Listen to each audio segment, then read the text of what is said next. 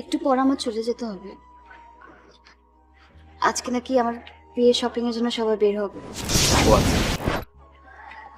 শুনো, তোমার জন্য কিছু জিনিস এনেছি। আগে দিলে তো নিতে না, জোর করলে ঠিকই নিতে, কিন্তু ইউজ করতে না। আজ এরকম করো না, রিকোয়েস্ট। ঘড়ি যদি ভালো লাগে সবসময় হাতে রাখবে।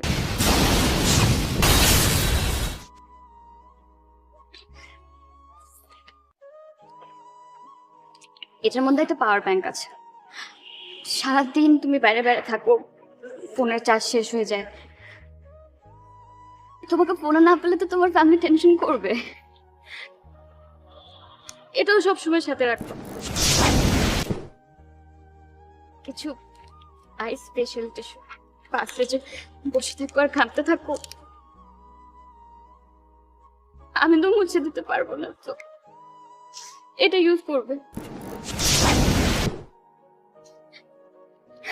আর এটা দেখো, এটার মধ্যে হচ্ছে ডায়েরি। আমার সাথে যদি কখনো কথা বলতে ইচ্ছা করে ডায়েরিতে লিখে রাখবে। হুট করে একদিন এসে ডায়েরিটা চেয়ে বসবো, তখন তোমার সব জমানো কথাগুলো পড়ে ফেলবে না। আর এটা জেসির জন্য চকলেটস। আমি আমি তোমার জন্য কিছু জানলাম না। কে বলেছে? এনেছো তো, এই যে আজকের দিনটা তোমার কাছ থেকে তো এটাই চেয়েছিলাম আমি।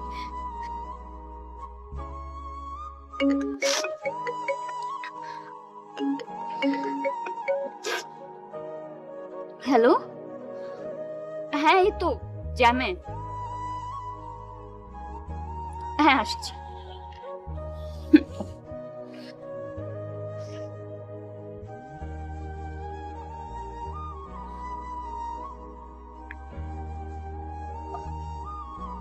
আমাকে যেতে হবে।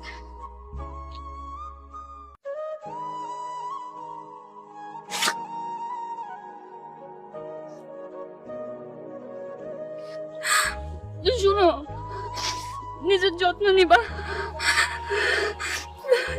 ভালো থাকবা, সবার সাথে ভালোভাবে থাকবা।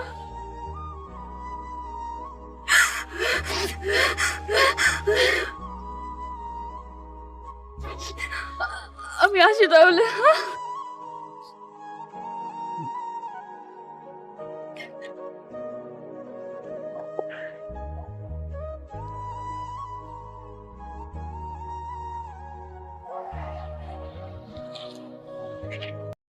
ভালোবাসা শেষ হয় না, মানুষ বদলে যায়।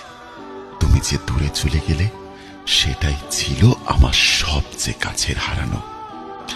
আমি তো শুধু একটু ভালোবাসা চেয়েছিলাম, তুমি তো পুরো মানুষটাই বদলে দিলে। হাসির আড়ালে লুকোনো কান্নাটাই সবচেয়ে গভীর ভালোবাসার প্রমাণ। যে মানুষটাকে সবচেয়ে বেশি ভালোবাসি সেই মানুষটাই আমার সবচেয়ে বড় কষ্টের কারণ। প্রেমে হার মানা যায়, ভালোবাসা ফুরিয়ে যায় না। তুমি চলে যাবার পর বুঝেছি ভালোবাসা শুধু সুখে নয়, যন্ত্রণারও আরেক নাম। সবাই ভাবে আমি ভালো আছি, কিন্তু কেউ বোঝে না আমি অভিনয় করছি। তোমার দেওয়া স্মৃতিগুলো এখন আমার একমাত্র সঙ্গী আর সবচেয়ে বড় শত্রুও বটে। ভালোবাসা কোনো দিন শেষ হয়ে যায় না, শুধু এক পক্ষ ক্লান্ত হয়ে পড়ে।